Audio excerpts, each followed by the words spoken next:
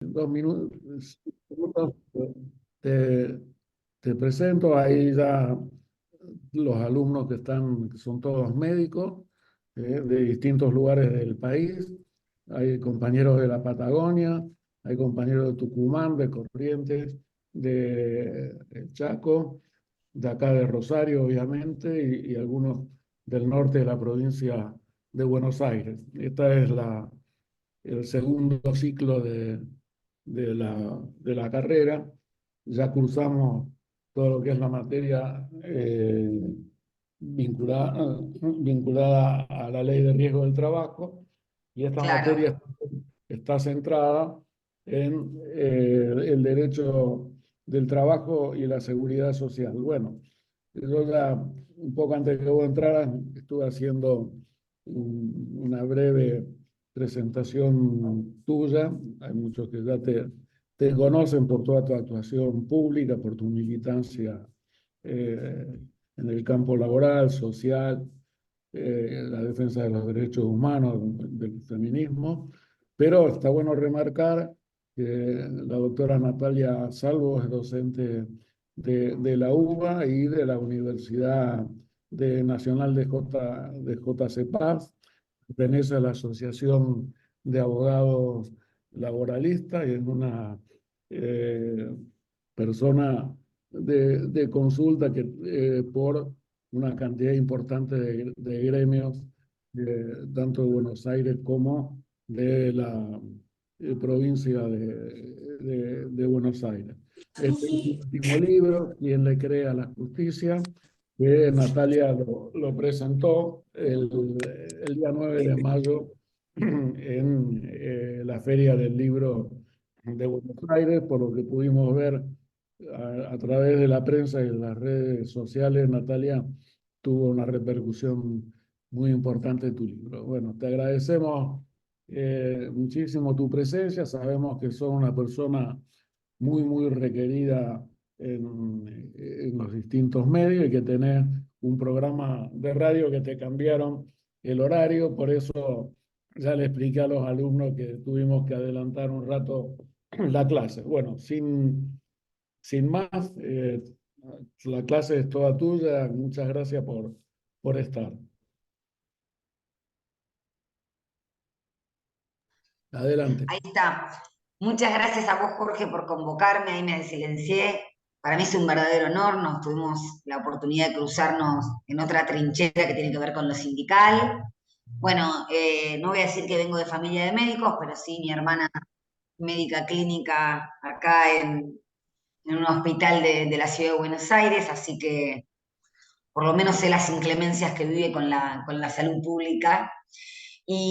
Y la verdad que, bueno, sé que estuvieron con Sebastián la clase pasada, que vieron cuestiones más específicas que tienen que ver con el tratamiento que le da la ley de contrato de trabajo a las enfermedades inculpables, seguramente se adentraron en algo de riesgo, pero como habíamos conversado, Jorge, la idea de mi clase es hacer un paneo general que puede resultar absurdo o muy abstracto, como me han dicho a veces, pero que es lo que está hoy atacado, por lo menos en materia laboral, y muy pronto en materia de seguridad social, con la nueva ley de bases.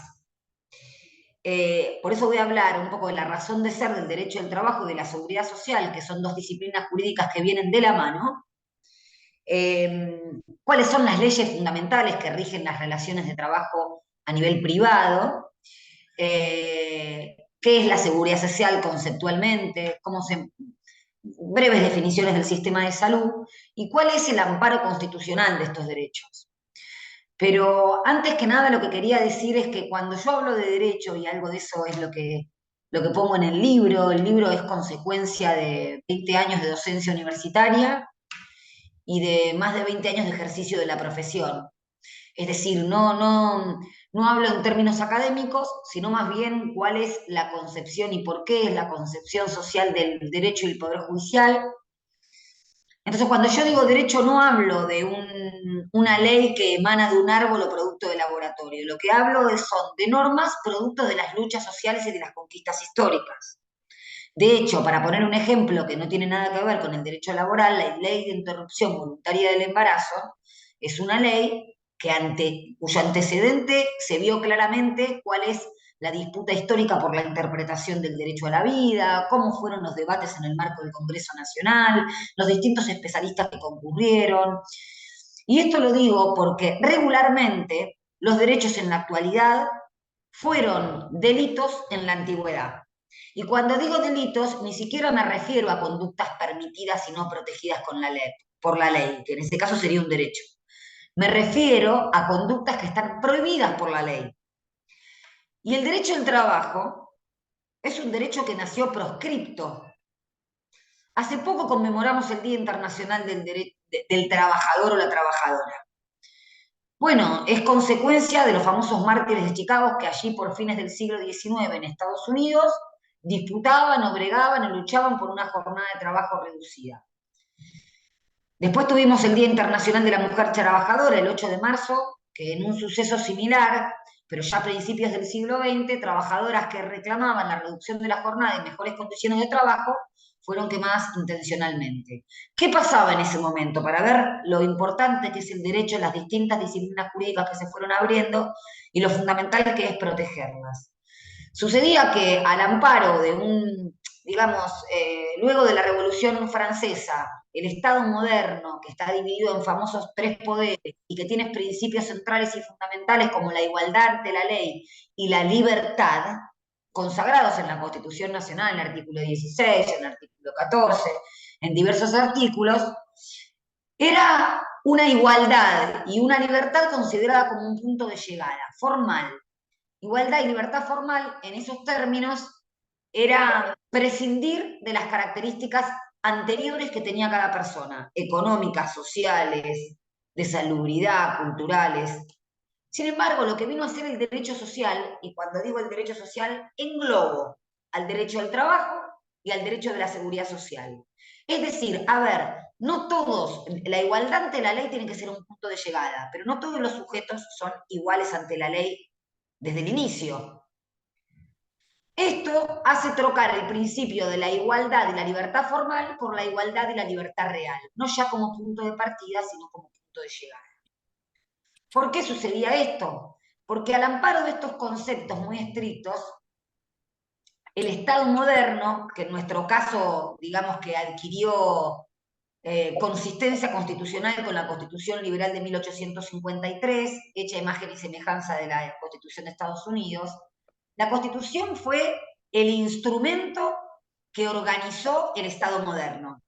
Estableció derechos, estableció los tres poderes del Estado, distintas atribuciones, y estableció libertades fundamentales. Ahora, con el amparo de ese régimen jurídico, la forma económica o de producción llamada capitalismo, yo no sé, Jorge, si se pueden silenciar los ingresos, porque a mí me suena un pitidito cada vez que ingresan, no por mí, sino para que se pueda escuchar mejor. Con lo cual, esta forma de producción llamada capitalismo, que en términos de derecho laboral tiene mucha incidencia. ¿Por qué? Porque las relaciones de trabajo se generan cuando el derecho permite que el sujeto A, que se llama empleador, se apropie del trabajo del sujeto B, que se llama trabajador. Esa apropiación no es natural, no siempre existió. En otras formas de producción asumían otros ribetes, me refiero al del esclavismo, al feudalismo y demás. Lo que hizo el capitalismo, con el advenimiento de los siglos, y sobre todo con su consolidación ya en el siglo XVIII y XIX, fue separar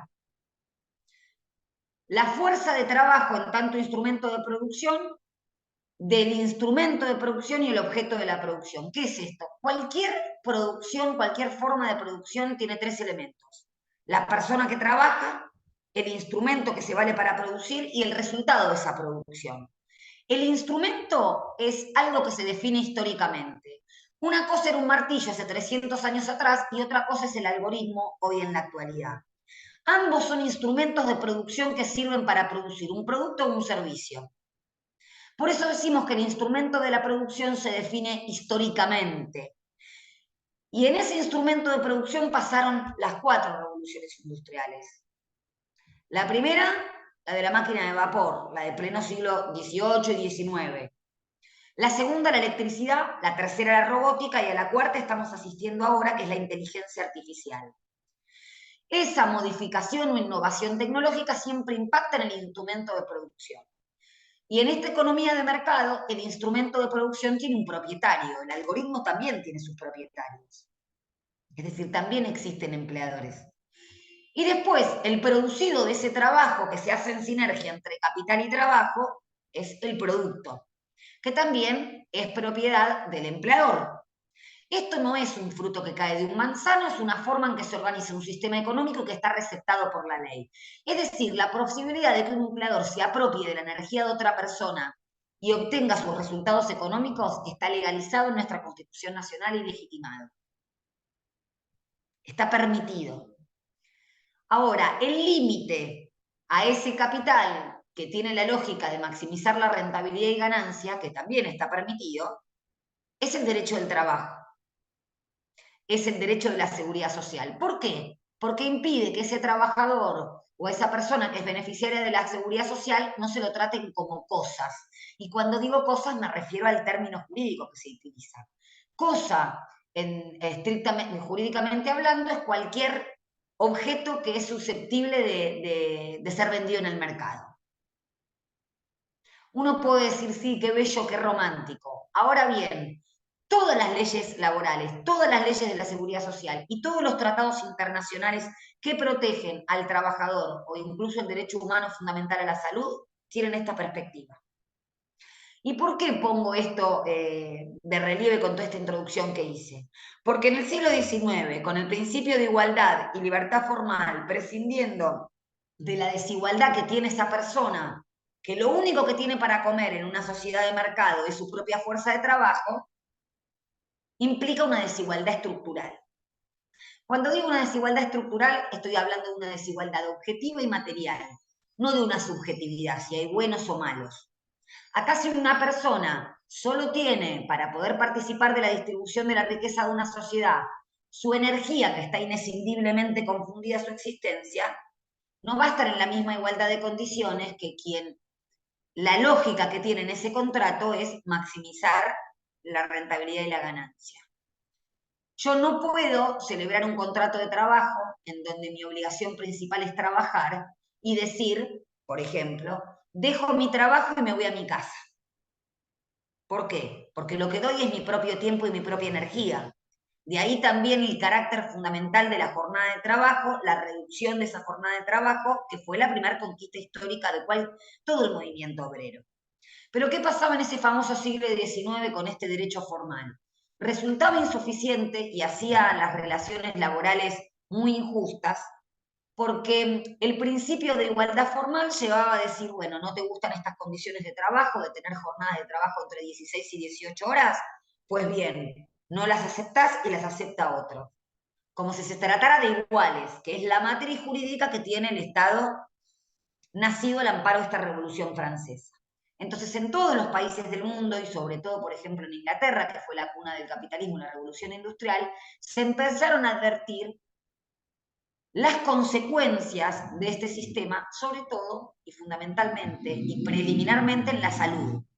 ¿Por qué? Porque la edad promedio del ingreso al mercado, por ejemplo en Inglaterra, a mediados del siglo XIX, eran de 7 años de los niños y las niñas.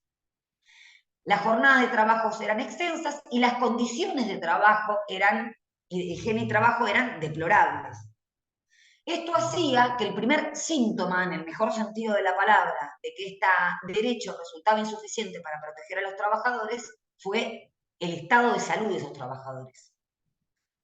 De hecho, a principios del siglo XX, en 1905, hay un funcionario, estoy hablando en un gobierno que fue previo al de Irigoyen, en un gobierno de corte conservador, en una economía agroexportadora, es decir, digamos que era profundamente liberal en esos términos, hizo un informe sobre el estado de salud de las clases trabajadoras argentinas y arrojaron resultados pavorosos. El índice o la edad promedio de vida, el ingreso, la condición de salud de los niños que ingresaban a trabajar aproximadamente a esa edad, como mencioné yo, a los 7 años, Esto motivó la ley de descanso dominical y motivó también, después de otras luchas históricas seguramente muy conocidas y que escucharon nombrar, como la Patagonia Rebelde o la Semana Trágica acá en la ciudad de Buenos Aires, tuvieron como motivación la reducción de esa jornada. Y hoy en día tenemos una jornada de trabajo que es cuya ley es del año 1929, la ley 11.544. Digo esto porque a veces deben escuchar, o deben haber escuchado también, que eh, es necesario modernizar el derecho al trabajo, que es necesario modernizar convenios colectivos del año 1975, o es necesario profundas y sucesivas reformas. Pues bien, Argentina es el segundo país en Latinoamérica con jornada de trabajo más extensa. Antes estaba a la par de Chile, pero Chile el año pasado redujo su jornada laboral a 44 horas semanales, si mal no recuerdo. ¿Y esto por qué sucedió en el mundo? ¿Por qué Argentina tiene de ese año la ley de jornada? Bueno, fue un proyecto parlamentario que ingresó en 1921, pero digamos que tuvo efectividad recién 8 años después. Porque a la finalización, estos datos que pueden parecer históricos explican socialmente el por qué surgió el derecho social y podemos hacer varios paralelismos con la actualidad y ahora lo vamos a ver. Finalizada la Primera Guerra Mundial, que duró entre 1914 y 1918, estas inequidades en el mundo se hicieron palmarias. Entonces, un año después surgió la Organización Internacional del Trabajo, que hace pocos años cumplió sus primeros 100 años, 1919. Es decir, la OIT es una creación producto de esa crisis fenomenal y del estado de las clases trabajadoras en el mundo. Y ahí, en el tratado constitutivo llamado Tratado de Versalles de la OIT, se menciona el principio de la justicia social. Es un principio constitucional que en nuestra Constitución está en el artículo 14 bis, pero también lo van a encontrar en el artículo 75, inciso 23 de la Constitución. Explico un poquito. Cada poder del Estado tiene en la Constitución definidas sus atribuciones. El Congreso, a partir del artículo 75, dice, bueno, el Congreso puede hacer esto y esto. Una de esas cosas es adoptar medidas de acción positiva para proteger a los grupos más vulnerables que están en condiciones de desigualdad estructural y aplicar la justicia social, que justamente es eso, advertir desde qué punto de partida arranca cada uno para aplicar la justicia conmutativa, es decir, equiparar, igualar y que se haga realidad el principio de igualdad ante la ley de la Constitución Nacional. En el año 1957 se incorporó en la Constitución el famoso artículo 14 bis, que de alguna forma viene a condensar el constitucionalismo social al que viró el mundo. El mundo pasó del constitucionalismo liberal, nuestra constitución es de 1853, de esa época, de considerar a la igualdad y la libertad como algo formal, de considerar que el Estado tenía que abstenerse de todas las relaciones sociales, productivas, culturales, a un Estado social de derecho como producto de esta crisis social a nivel mundial. En nuestro país hubo una constitución en 1949 que establecía, a partir del artículo 37, el derecho al trabajo, al bienestar, a la capacitación de los trabajadores, a una remuneración justa que en teoría debía alcanzar para vivir, para la compra de alimentos, servicios, tarifas, alquiler, esparcimiento, recreación, lo cual hoy sabemos que es una ilusión en ese aspecto. Pero esto es lo que dice la Constitución Nacional cuando habla de retribución justa. Esta Constitución fue derogada en el año 1955 después del golpe de Estado y quedó un pequeño capítulo que es el artículo 14 bis, que se distribuye en 3 partes. La primera, o fundamentalmente lo que dice este artículo, es materializar el principio protector. ¿Qué quiere decir? Que la ley y la Constitución protege de manera unidireccional al trabajador. ¿Por qué? ¿Por una cuestión subjetiva, de privilegio? No, por una cuestión objetiva. Si ese sujeto es desigual, por una cuestión de estructura, porque solo tiene su mundo cuerpo, su fuerza de trabajo para poder participar en el mercado, y tiene que procurar su subsistencia, que son necesidades que no se pueden satisfacer de acá a 3 meses. Yo tenía un profesor que decía, el tiempo corre irremediablemente en una dirección, que es adelante. Las personas regularmente respiran, comen y se mueren, decía mi profesor. Con lo cual, las necesidades vitales que no se satisfacen, en este caso con una remuneración en la actualidad, no se pueden satisfacer con posterioridad. Distinto es la motivación o el interés objetivo que motiva a un empleador a celebrar un contrato de trabajo. No es vital. Entonces, tenemos dos personas que no son iguales. Lo que trata de hacer el derecho es, estableciendo estos derechos básicos y esta protección unilateral, levantar al sujeto trabajador para que efectivamente estén en igualdad, o en un pie de igualdad ante la ley. Esto se llama justicia social, es este principio constitucional, o principio protectorio. Y el artículo 14 bis dice, el trabajo en sus diversas formas gozará de la protección de las leyes, las que asegurarán al trabajador. El trabajo no solamente habla del trabajo dependiente, incluso habla del trabajo autónomo. El trabajo como ordenador social, el trabajo como derecho humano fundamental. Y en el primer párrafo establece los derechos individuales del trabajo. Jornada limitada, derecho a una retribución justa, igual remuneración por igual tarea, es decir, si yo realizo la misma tarea en los hechos que un compañero o una compañera de trabajo, me cabe la misma remuneración. Participación en las ganancias, fíjense, colaboración en la dirección de la empresa, ya les dije jornada limitada, bueno, derechos individuales. En el segundo párrafo, el artículo 14 bis habla de los derechos colectivos del trabajo, que son los que tienen los gremios. Los gremios, como todo sujeto colectivo, las organizaciones gremiales, que tienen por propósito legal defender los intereses objetivos de los trabajadores. ¿Para qué? Para mejorar las condiciones de trabajo y también de vida. Esto quiere decir que nuestro derecho colectivo del trabajo tiene una organización, tiene un fin sindical amplio. No solamente reivindica el salario, promete promover mejores condiciones laborales, sino también que ve el sujeto en su dimensión integral. Y aquí voy con un concepto que ya, y que ustedes deben conocer mejor que yo, como les dije, la salud fue el primer síntoma que puso en evidencia las condiciones inequitativas de un derecho que no servía para proteger a los trabajadores y a las trabajadoras, en este caso el derecho laboral. Y fue la salud, aparte de la salud de los laburantes, de donde se vio esa inequidad. Ya a mediados del siglo XX, la Organización Mundial de la Salud había definido a la salud no como ausencia de enfermedad, sino como presencia del bienestar.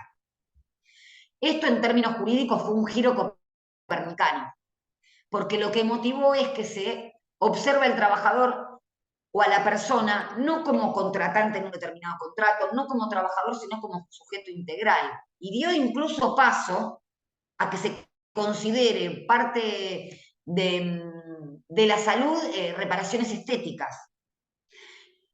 Hizo incluir en términos de reparaciones jurídicas a lo que tiene que ver con la dimensión psíquica, estética, cultural, que antes estaba absolutamente divorciada porque no era estrictamente físico y no era considerado parte integrativa del sujeto. Entonces, fíjense qué importante fue esta definición y la concepción de un sujeto o de una persona, de un trabajador, de manera integral. De hecho, para ponerles un ejemplo, a partir de los años 70, los accidentes de trabajo, las enfermedades profesionales, están vinculados no tanto a los daños físicos, sino a los famosos riesgos psicosociales.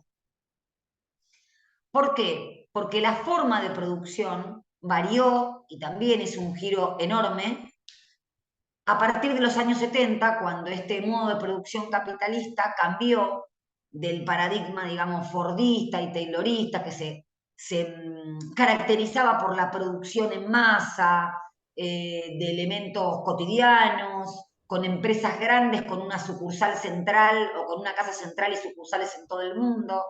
El proceso productivo se fue segmentando, al punto tal que hoy lo vemos en todos lados, esa segmentación del proceso productivo. Desde cadenas de comidas rápidas, donde el personal de limpieza, el de seguridad, no es parte de esa misma empresa. Subcontratan ¿sí? Y esto basa la responsabilidad de esa empresa por los trabajadores de las empresas subcontratadas. Pero lo que quiero decir, que el cambio del paradigma y la segmentación productiva y el camino hacia una economía cada vez más financierizada, de servicios, con capitales extranjeros, sin localización, y las formas incluso en que se desarrolla la vida en la actualidad, las complejidades de la vida en sociedad, hicieron que la interacción de ese trabajador con el ámbito o el ambiente de trabajo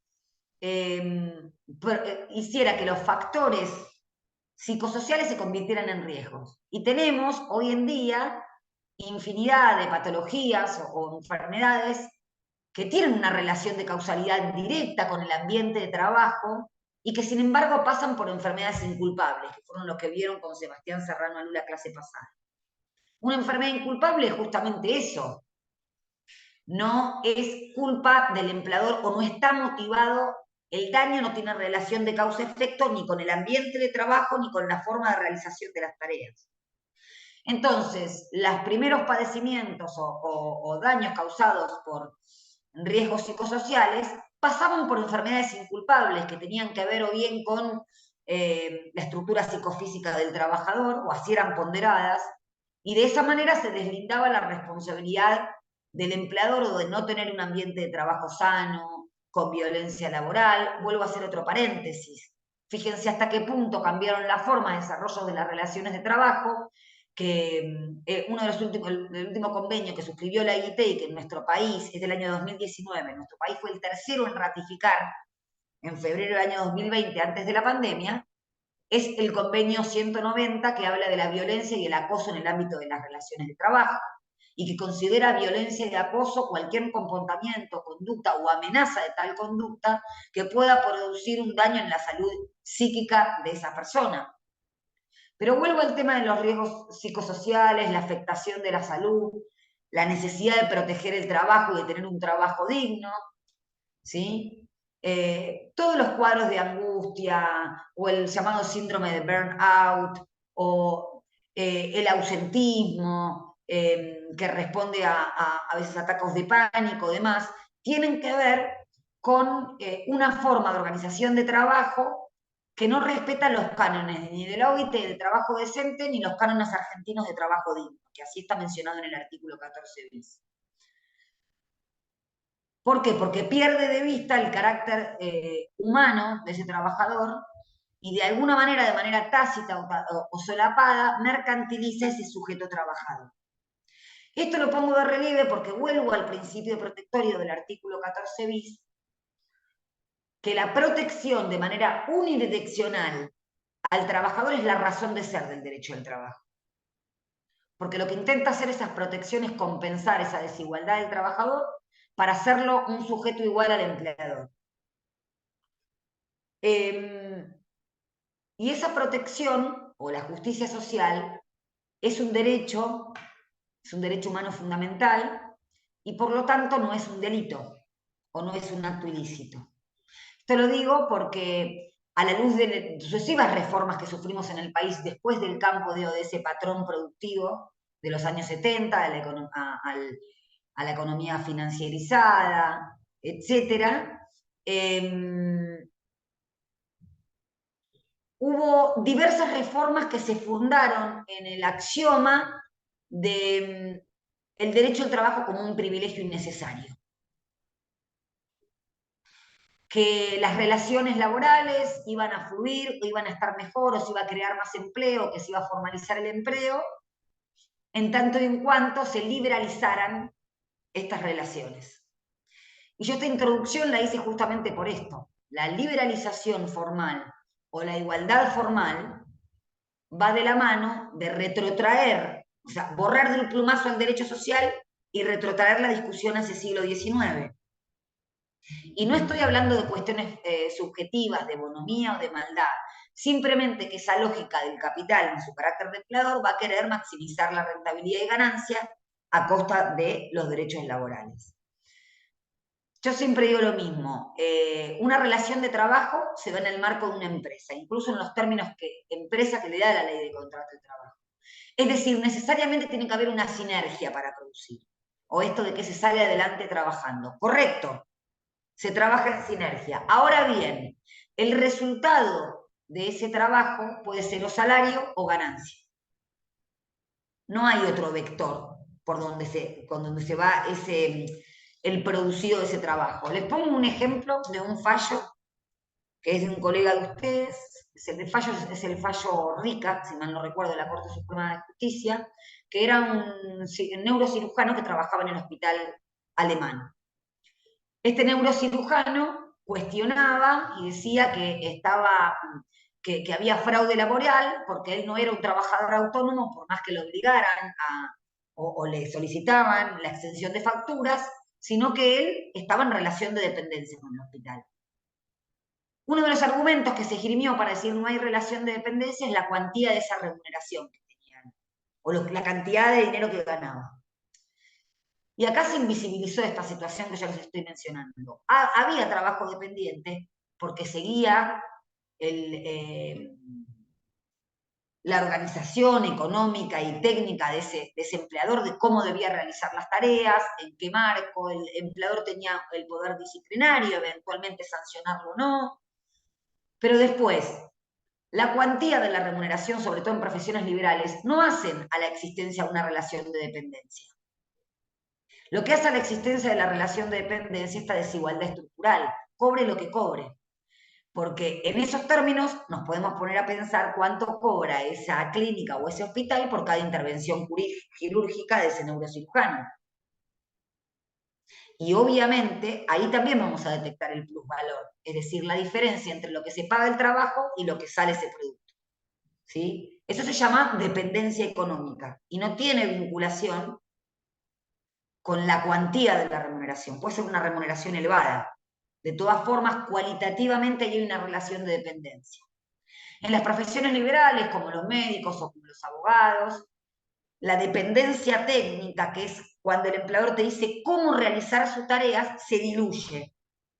No es que es inexistente, se diluye, porque en este caso, la técnica quirúrgica que va a utilizar ese cirujano es propia, o digamos, no le va a decir pormenorizadamente el dueño del instrumento de producción o el dueño de la clínica cómo hacerlo.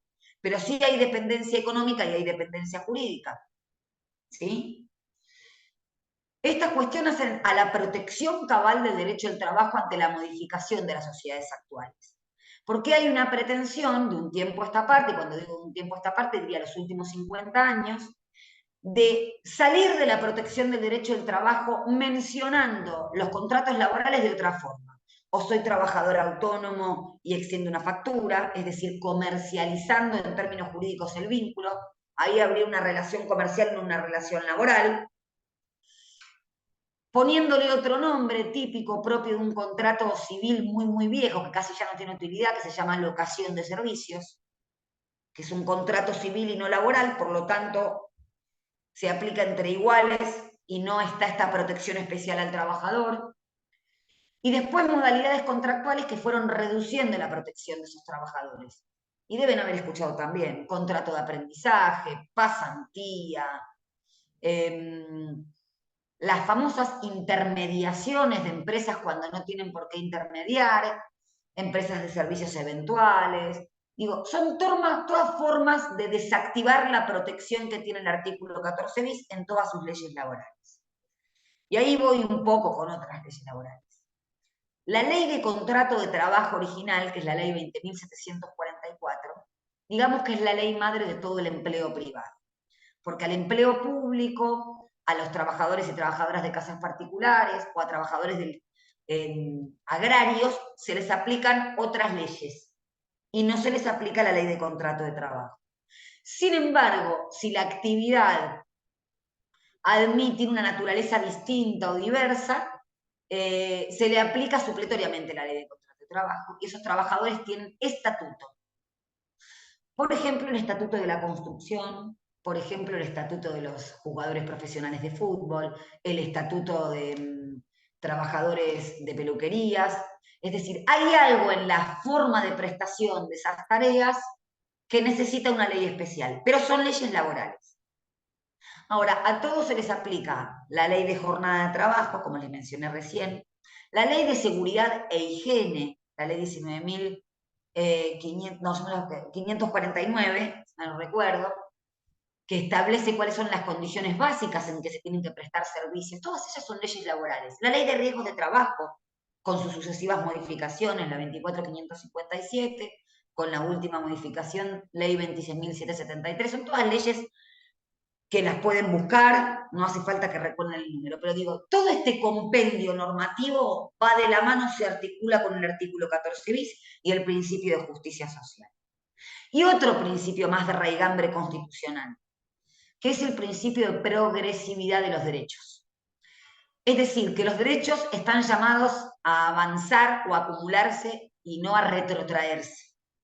La misma Corte Interamericana de Derechos Humanos dice: si no se puede avanzar, el estándar mínimo de la progresividad de los derechos es la irregresividad, es decir, no pulverizar los derechos existentes.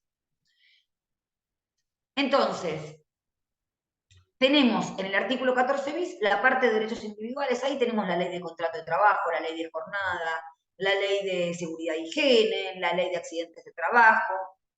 Después tenemos el derecho colectivo del trabajo, en la segunda parte del artículo 14 bis. Está dividido en 3 bloques.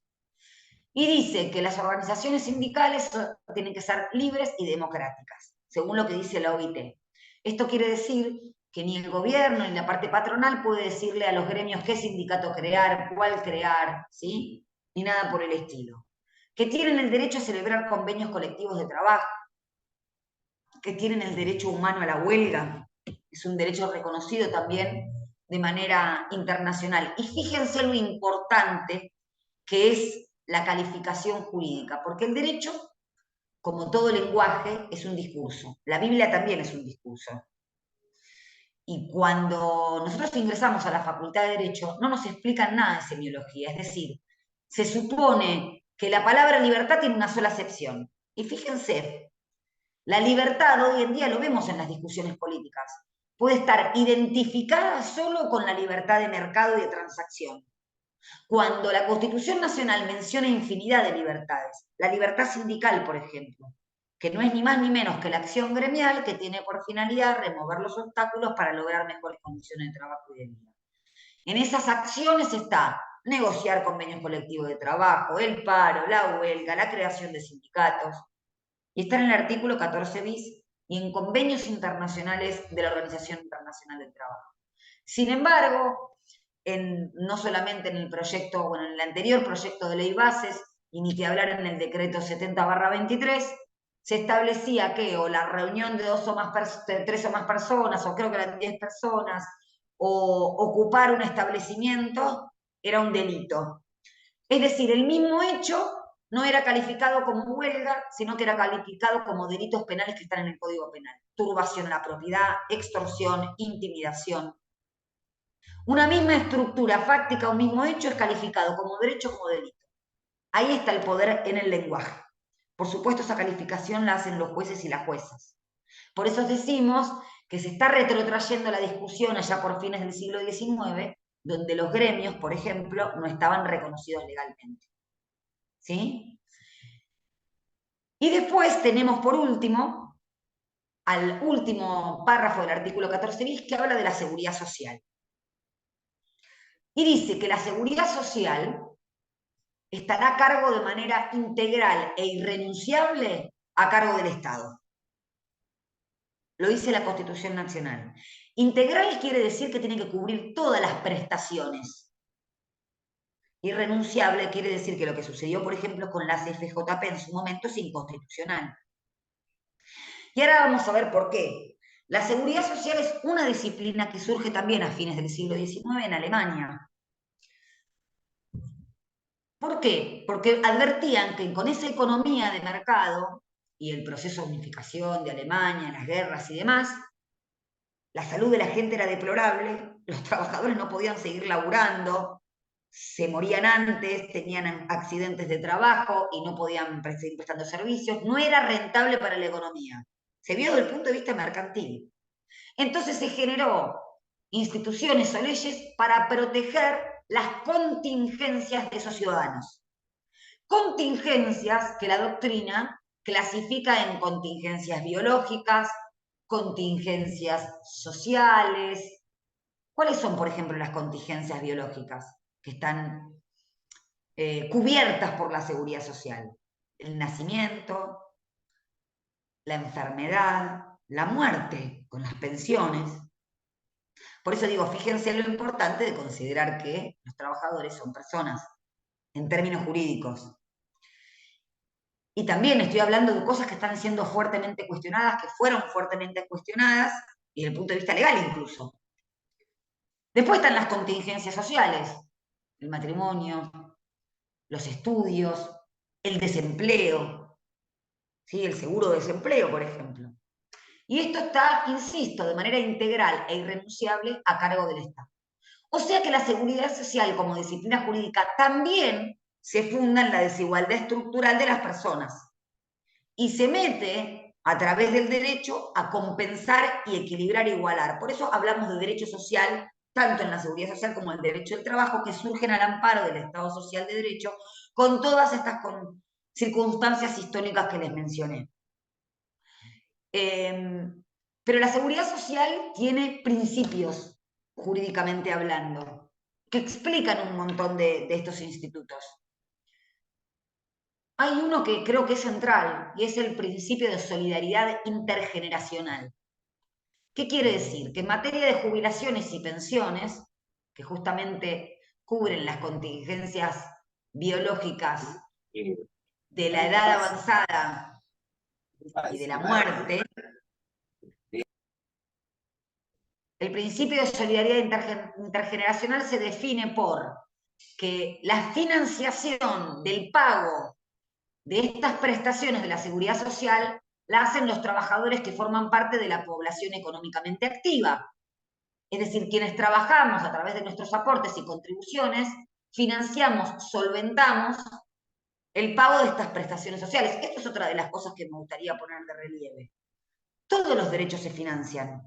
De hecho, la creación del mismo Estado moderno, con el derecho impositivo, con el monopolio que tiene el Estado del uso de la fuerza a través de la seguridad social, los tributos, por algo todo lo que tiene que ver con impuestos tiene que pasar por el Congreso, que es el poder del Estado que representa al pueblo en todas sus dimensiones, mal o bien, pero bueno, no es ni el Poder Judicial que no lo elige el pueblo, ni el Poder Ejecutivo que sí lo elige el pueblo, pero no están todas las representaciones partidarias. ¿A qué iba con esto? Que todos los derechos se financian. Lo estamos viendo con la salud pública, con la educación pública. ¿Y cómo se financian? Y fundamentalmente a través de las arcas del Estado y de la cuestión tributaria. Fíjense lo importante que es ver las disciplinas jurídicas, entiendo que igual que en la medicina, no como compartimentos estancos, sino como cuestiones interconectadas, porque el tema del financiamiento de los derechos tiene que ver con el derecho tributario. Y hay otro principio, estoy hablando de cuestiones jurídicas que se estudian en la facultad, que se aplican en el derecho tributario y que es fundamental, que es que se aporta en función de la capacidad contributiva. No es lo mismo Elon Musk que cualquiera de nosotros, no es lo mismo Techín que cualquiera de nosotros. Esto es un principio jurídico. Se aporta en función de la capacidad contributiva, por eso se habla de impuestos progresivos. ¿Sí? Pero volvamos a la seguridad social, al principio de solidaridad intergeneracional. Esto es lo que vertebra el sistema de seguridad social argentino. De hecho, hay países que tienen bajo índice de natalidad, como pasa en Europa habitualmente, y que tienen el famoso problema de la copa, como decimos nosotros. En el tallo está la población económicamente activa y en la copa la población pasiva por la baja índice de natalidad que está, digamos, sedimentado en esas sociedades. Y ahí tienen otro problema para resolver, cómo se financian. Lo que quiero evidenciar es que todos los derechos se financian desde ya.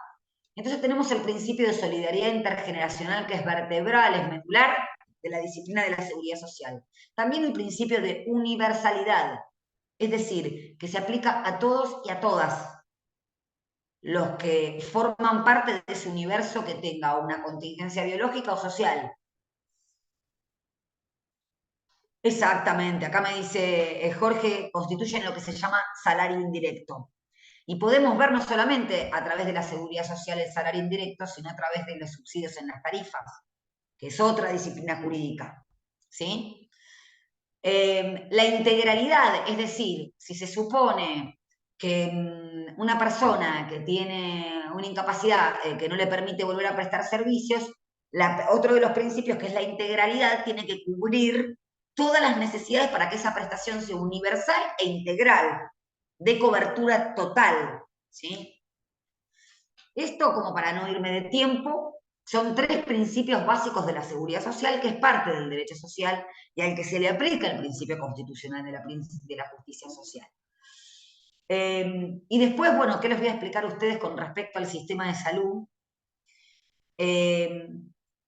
Por lo menos conectarlo con el derecho al trabajo, porque también es algo que es fuertemente golpeado a veces desde ciertas usinas, que es la administración que tienen los sindicatos con personería gremial de las obras sociales. Este derecho vino de la mano de la nueva ley de asociaciones sindicales, en realidad ya estaba antes, previo en la dictadura de Onganía. Aguarden un momentito,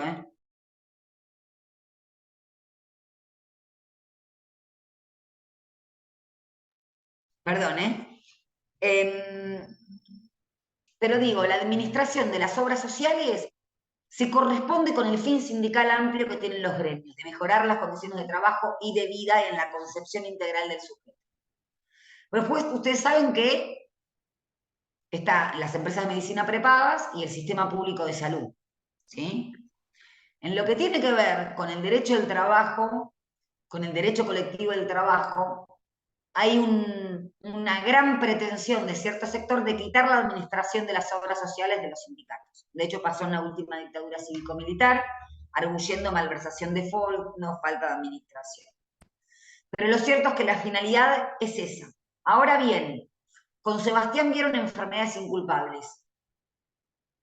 De esas enfermedades inculpables, la cobertura de salud la dan las obras sociales. ¿Sí? Y muchas veces son o productos de accidentes de trabajo que no tuvieron recuperación total, o son enfermedades profesionales no reconocidas por el sistema legal. Entonces terminan las obras sociales absorbiendo lo que es propio del sistema privado de cobertura de riesgos de trabajo y enfermedades profesionales. ¿Sí? Esto tiene que ver, cierro con esto, con una misma perspectiva, que es una perspectiva, y no es romántico ni nostálgico lo que digo, por eso lo fundé en la ley, una perspectiva mercantilista del derecho. Y que no que pone en primer lugar a las personas. De hecho, después de la pandemia, otra crisis que volvió a hacer rediscutir, otra crisis del capital, ¿no? Porque fíjense cuál era la demanda del empresariado mundial, que los trabajadores y las trabajadoras vuelvan a sus lugares de trabajo a prestar servicios. Y la pregunta que hacíamos de este lado es, pero si es el capital el que produce las riquezas, ¿cuál es el problema entonces que los trabajadores no vayan a trabajar? ¿Y qué dijo la OIT en el año 2022? Bueno, hizo una mensura, una estimativa mundial de que se habían perdido aproximadamente 22 millones de puestos de trabajo y que de esa situación crítica se iba a tardar años en salir, pero que era con la reafirmación de los principios de la intervención en la economía, la justicia social, la OIT, y mayor protección a los trabajadores y las trabajadoras. De hecho, fíjense cuál fue el debate que volvió a estar en el tapete después de la pandemia, la reducción de la jornada. Hay empresas, pilotos, que en Inglaterra, 61 empresas, o en Japón, probaron reducir la jornada, o bien a 4 días semanales, o bien menos carga horaria por 5 días semanales. Y los resultados fueron 3. Reducción del índice de siniestrabilidad o de accidentes de trabajo, reducción del ausentismo y mayor productividad. Se comprobaron estos 3 ítems en todos los lugares que se redujo la jornada. Esta fue la discusión que se tuvo a fines del siglo XIX. De hecho, las banderas eran 8 horas de trabajo, 8 horas de descanso y 8 horas de esparcimiento. Es lo mismo que se vuelve a poner en la picota porque la discusión vuelve a ser la misma. Ante la crisis del capital, ¿cuál es la clave de ajuste? Y cierro con lo que se va a tratar, o que se está tratando en el Senado, en la denominada mini ley bases. Lo que implica la reforma laboral en ese caso tiene que ver con todos los derechos individuales de trabajo. Primero, y yo creo que es la reforma más nociva, la figura del agente colaborador. Yo tenía un profesor que decía, no se puede estar un poquito embarazada, perdón este ejemplo, ¿se está o no se está embarazada? Con la figura del agente colaborador pasa lo mismo. ¿Se es un trabajador dependiente o es un trabajador autónomo? Y lo que dice la figura del agente colaborador es que un empresario que tiene hasta 5 trabajadores son colaboradores, es decir, son autónomos. No se aplica estas figuras deslaboralizantes. No se aplica la protección del derecho del trabajo. Les aclaro que la cantidad de empresas que tienen de menos de 5 trabajadoras son el 80% y son más de 405.000. Con lo cual sería convertir al derecho del trabajo en una protección virtual que se le aplica a pocos. Pero después lo que ya escucharon, la ampliación del periodo de prueba de 3 meses a un año. Tenía un profesor de Derecho Laboral que decía, si el periodo de prueba sirve para probar la idoneidad de un trabajador en un determinado puesto de trabajo. Si ese empleador necesita un año, el que no sirve no es el trabajador, es el empleador, decía mi profesor. ¿No? ¿Y qué pasa con este año? Y en ese año, el empleador puede despedir sin expresar causa ni pagar indemnización al trabajador. Entonces se precariza el ingreso al contrato de trabajo, pocos trabajadores van a estar protegidos, después se da la posibilidad de financiar el propio despido a través de lo que Teddy Caragosian llamó mochila argentina y que va en contra de la protección contra el despido arbitrario del artículo 14 bis. Que es el famoso fondo de cese laboral, donde el empleador, tanto el que va a despedir como el que no va a hacerlo, tiene que pagar un monto mensual. Y la verdad que son reformas regresivas, inconstitucionales, por lo menos con esta Constitución Nacional, y que precarizan el derecho al trabajo. Bueno, perdón, hasta aquí mi intervención, me hubiese querido quedar mucho más, pero intenté dar el paneo general de la razón de ese resurgimiento del derecho social, qué es lo que dice nuestro artículo 14 bis, por qué la seguridad social está incluida y por qué es necesario saberlo, porque ante estos nuevos discursos que de nuevo no tienen nada, lo que se intentan es pulverizar el derecho del trabajo. Bueno, muchas gracias, Natalia. Excelente la clase, realmente muy buena. No sé si tenés tiempo para alguna pregunta, una, aunque sea, que quieran hacer. Una, sí, sí, sí, ya dije que me esperen.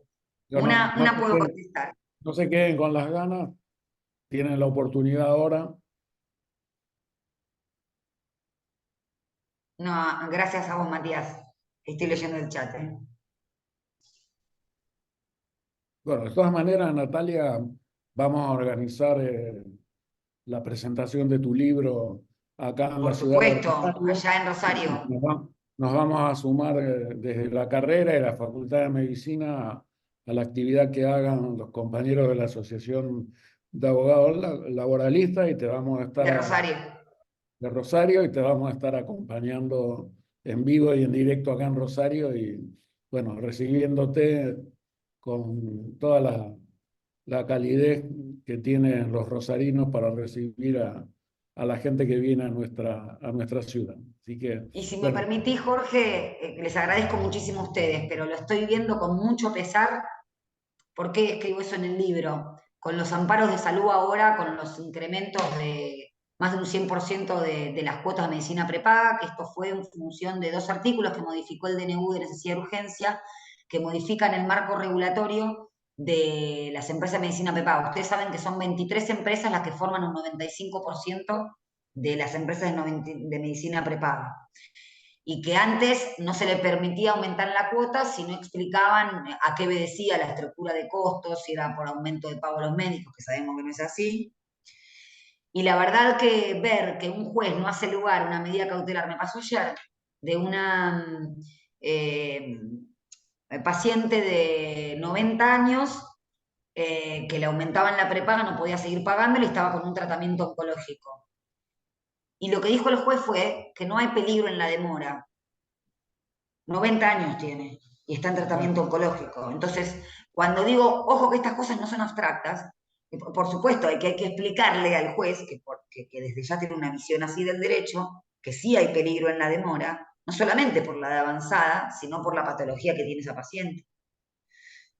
Entonces, creo que estas cuestiones son importantes, los derechos constitucionales están, pero bueno, lo que intento decir un poco en el libro que los derechos se conquistan con lucha, pero también en su vigencia tienen lucha. Así que bueno, perdón que me tengo que retirar así rapidísimo. Recién hoy se restableció las prestaciones de los clínicas y sanatorios privados de la ciudad de Rosario, restablecieron las prestaciones a los afiliados de IAPO, que es la obra social de todos los empleados públicos de la provincia de Santa Fe, que es la más grande de todas las obras sociales, por una deuda, pero los trabajadores habían aportado permanentemente sus salarios, se habían descontado para la obra social todos los meses de su salario para hacer el aporte correspondiente al IAPO. Recién en el día de hoy, después de casi creo que más de un mes, que estuvieron totalmente desprotegidos todos los trabajadores de la provincia, incluyendo la policía, los maestros, los trabajadores de los hospitales, la administración pública. Recién hoy se destrabó por un aporte que hizo el gobierno de la provincia. Entonces, todo lo que vos planteaste, evidentemente, no tiene de abstracto absolutamente nada. Por eso, esto reafirma Bueno, todo lo que está en la clase. Bueno, te esperamos para hacer, cuando quieran, muchísimas gracias. de acuerdo a tu agenda, que sabemos que no es sencillo, pero bueno, cuando te hagas un lugarcito en la agenda, acá te esperamos para presentar el libro con muchas ganas. Muchas Bueno, gracias. muchas gracias, saludos a todos y a todas. Te liberamos, gracias, gracias. El resto se quedan porque ahora vamos a pasar el examen. Bueno, creo que hemos tenido el privilegio de escucharla una hora a Natalia, la verdad que un lujo con la claridad. Se dieron cuenta que sin Power